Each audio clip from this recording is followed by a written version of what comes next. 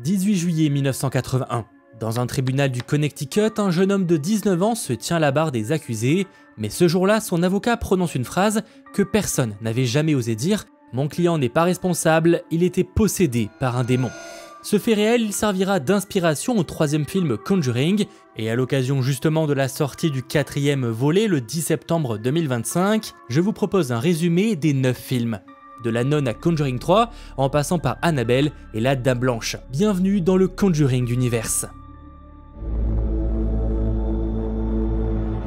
L'univers des films Conjuring débute en 1952. Une abbaye isolée en Roumanie devient le théâtre d'un grand mal.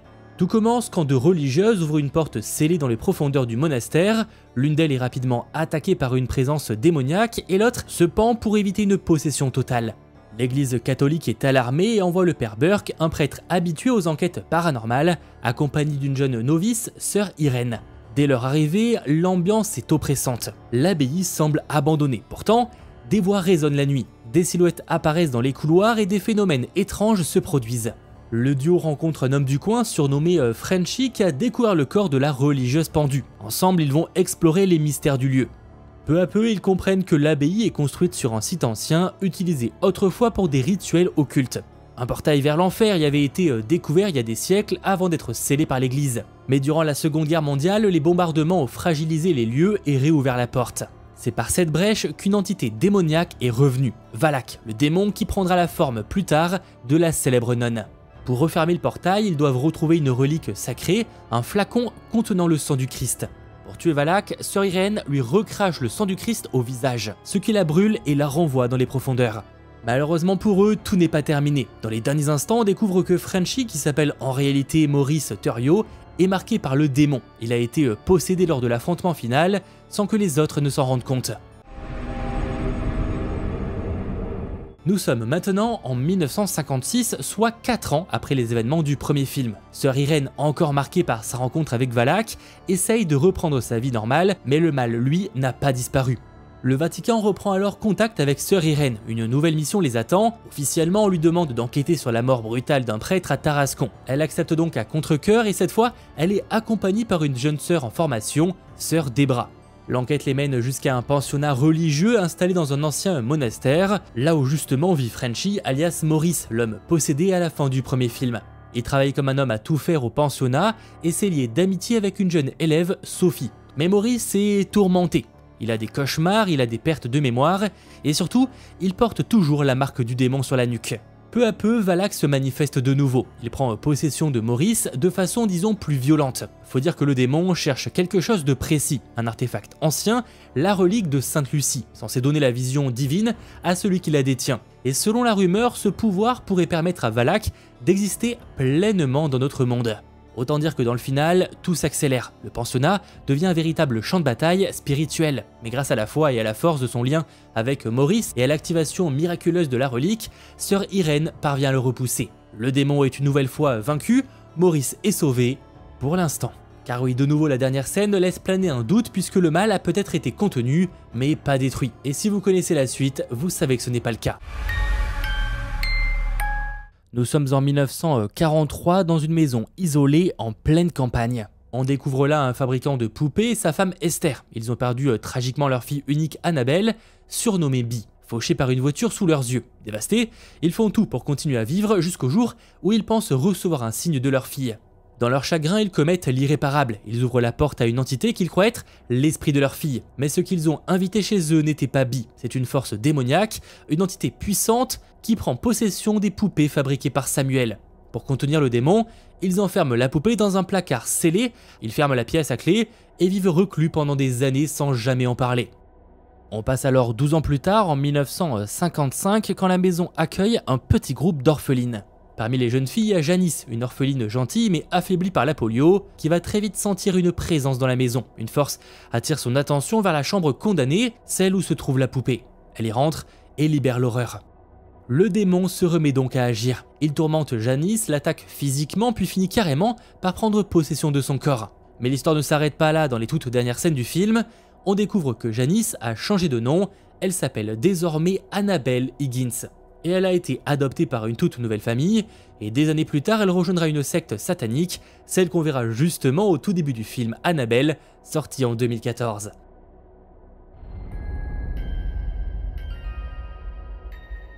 Nous voilà donc en 1967 à Santa Monica en Californie auprès d'un jeune couple sur le point d'avoir un enfant. Jusque-là, tout va bien. En cadeau, le mari offre à sa femme une poupée ancienne, grande en porcelaine, qu'elle collectionne depuis longtemps. Alors en soi, c'est flippant, mais pourquoi pas. Mais la romance va très vite virer au cauchemar. Une nuit, le couple est réveillé par des cris chez leurs voisins. Ils découvrent avec horreur qu'ils ont été assassinés par leur propre fille, devenue membre d'une secte satanique. Cette meurtrière, c'est Annabelle Higgins, la Janice de Annabelle 2 les origines.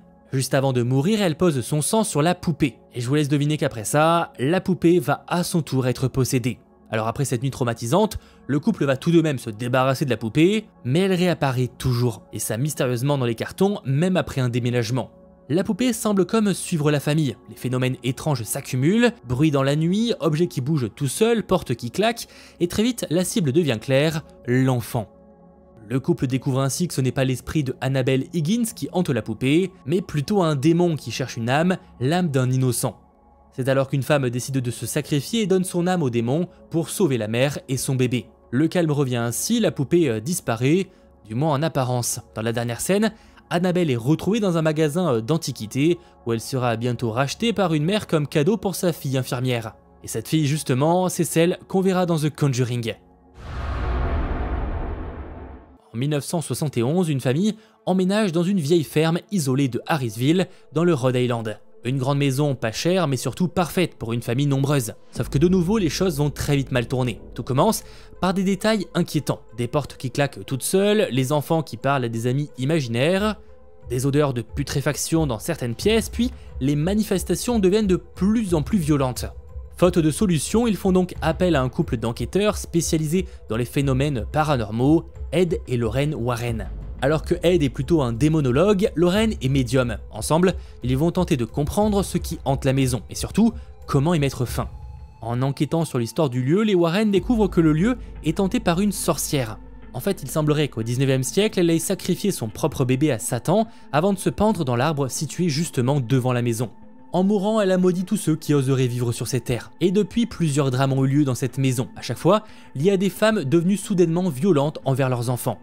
Ainsi, cette sorcière a décidé que Caroline, donc la mère, serait sa nouvelle marionnette. Petit à petit, elle prend possession d'elle, la pousse à s'isoler et à agir contre sa famille. Les Warren comprennent qu'ils doivent agir très vite. La mère est ligotée dans la cave, elle hurle, elle vomit, elle tente de mordre. Le démon résiste, mais Lorraine, grâce à un souvenir heureux, parvient à briser l'emprise. La famille est sauvée, le démon est vaincu et les Warren repartent avec un nouvel objet pour leur salle des artefacts, une boîte à musique. Nous sommes en 1972, soit un an après les événements du premier film Conjuring, et cette fois, l'histoire se déroule presque entièrement dans un lieu qu'on connaît très bien, la maison des Warren, et notamment leur salle aux artefacts. Le film commence avec les Warren qui récupèrent officiellement la poupée Annabelle chez l'infirmière, vue dans Conjuring. Sur le chemin du retour, ils sont témoins d'événements surnaturels, ce qui leur fait comprendre une chose essentielle.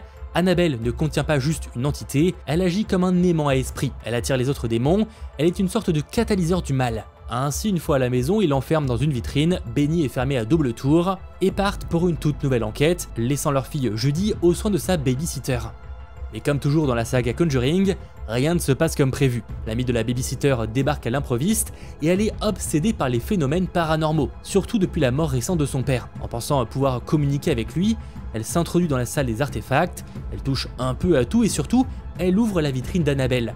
À partir de là, la nuit devient un véritable cauchemar pour les habitants de la maison. La poupée commence à réveiller tous les autres objets maudits de la pièce, et ce n'est qu'après un combat intense qu'elles parviennent enfin à l'enfermer de nouveau, juste avant le retour de Ed et Lorraine Warren.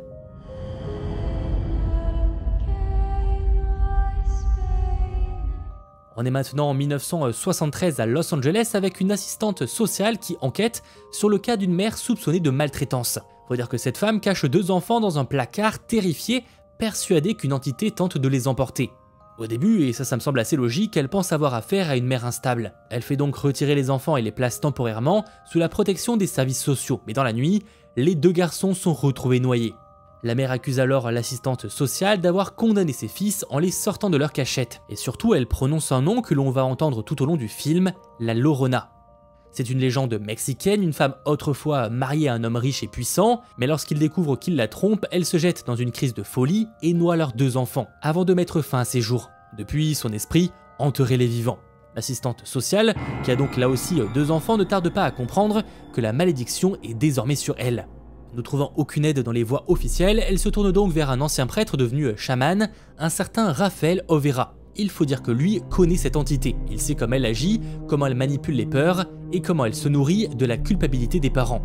C'est le prêtre, le père Pérez, déjà vu aux côtés des Warren, qui donne le contact. Quoi qu'il en soit, après différentes péripéties, ils arrivent à retourner la situation et l'esprit est vaincu. Pour l'instant. Comme toujours dans l'univers Conjuring, une entité ne disparaît jamais totalement. Le silence revient certes, mais la menace plane encore.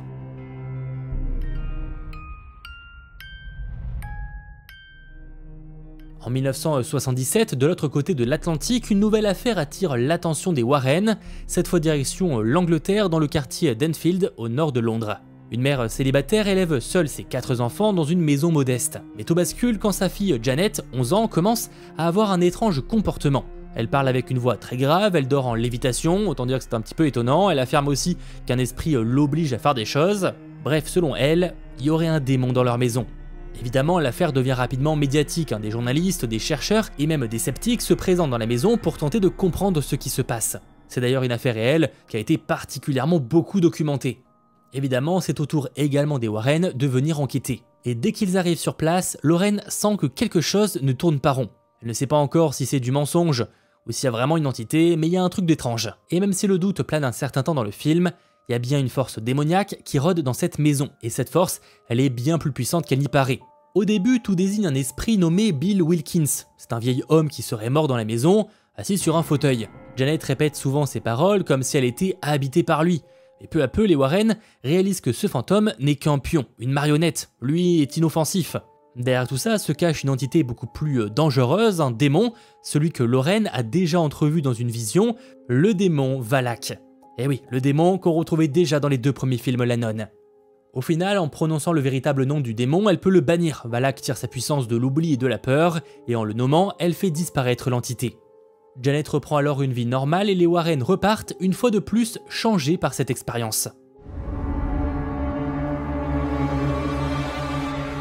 En 1981, les Warren se retrouvent face à un des cas les plus troublants de leur carrière, un exorcisme classique, du moins en apparence, qui va les plonger dans une affaire qui dépasse tout ce qu'ils ont connu jusque-là. Tout commence avec David, un petit garçon de 8 ans que sa famille pense posséder. Mais lors d'un exorcisme, le petit ami de la sœur de David provoque le démon en le défiant, et il crie au démon de le prendre lui à la place de l'enfant. Et sans que personne ne s'en rende compte, c'est exactement ce qu'il va se passer. Quelques jours plus tard, il tue son patron de plusieurs coups de couteau, et lors de son arrestation, il affirme ne se souvenir de rien. Son avocat va tenter l'impensable, plaider la possession démoniaque comme ligne de défense. Pour la première fois dans l'histoire des États-Unis, un procès va s'ouvrir avec un démon au cœur du dossier. Ed et Lorraine Warren se retrouvent donc face à un tout nouveau défi, prouver que le mal existe. Mais cette fois, ce n'est pas une simple entité démoniaque isolée. Les Warren découvrent qu'un totem, un objet occulte, laissé près du lit de David, est sûrement à l'origine de cette malédiction. Car non, il ne s'agit pas d'une possession spontanée comme ça a été souvent le cas, mais d'un acte orchestré. Quelqu'un a invoqué cette entité, et ça volontairement. L'enquête mène les Warren vers une piste bien plus sombre, celle d'un culte satanique. Il remonte la trace d'une femme qui a fait un pacte avec une force démoniaque. Et pendant ce temps, Ed est affaibli. Il a fait une crise cardiaque au début de l'affaire, il a du mal à marcher, il souffre, mais il continue malgré tout. Et c'est là que le plan du méchant devient clair. Sa troisième cible, ce sera Ed Warren. Car oui, son deal avec le démon, c'est d'avoir 3 victimes. Elle veut le forcer à tuer Lorraine sous l'influence de la malédiction. Dans un dernier face-à-face, Ed est à 2 doigts de commettre l'irréparable, mais Lorraine parvient à lui rappeler qui il est. Il brise alors l'autel de ses mains, et en faisant cela, il détruit le rituel. De son côté, la femme responsable de toute cette histoire ne peut accomplir son pacte et se fait alors tuer par le démon. À la fin de Conjuring 3, Ed et Lorraine Warren rentrent alors chez eux, épuisés mais plus unis que jamais. L'épreuve a été intense. Et c'est là que se pose la vraie question, jusqu'à quand pourront-ils encore continuer? Pour ça, il faudra voir comment Conjuring l'heure du jugement, donc le 4e volet, annoncé déjà comme le chapitre final de leur saga, viendra conclure l'histoire.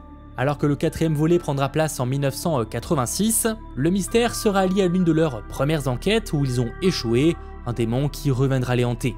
Clairement la fin d'une époque, pas du Conjuring Universe qui lui va continuer, mais de ce qu'ils appellent la phase 1 de cet univers, et pour le coup, la fin des Warren. J'espère en tout cas que cette vidéo vous aura intéressé, si c'est le cas, eh bien n'hésitez pas à l'aimer, à vous abonner, et on se retrouve très vite pour reparler du Conjuring Universe.